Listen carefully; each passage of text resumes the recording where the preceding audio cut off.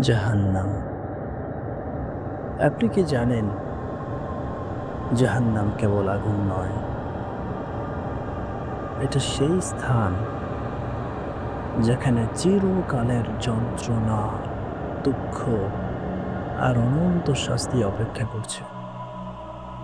সেখানে থাকবে যারা আল্লাহকে অস্বীকার করেছে, যারা নিয়মিত পাপ করছে, যারা অন্যায়, প্রতারণা ও মিথ্যার মধ্যে জীবনযাপন করছে। অনেকে ভাবছে আমি ঠিক আছি, পরে হয়তো ঠিক হয়ে যাব। কিন্তু হঠাৎ মৃত্যু এসে যাবে, আর তখন আর কোনো সুযোগ থাকবে না। তাই আজকের দিনে আজই নিজের অন্তর পরীক্ষা করুন। আপনার কাজগুলো কি আপনাকে জাহান্নাম থেকে দূরে রাখছে? সময় নেই, অবহেলা করবেন না। পরিবর্তন শুরু করুন আজ থেকেই।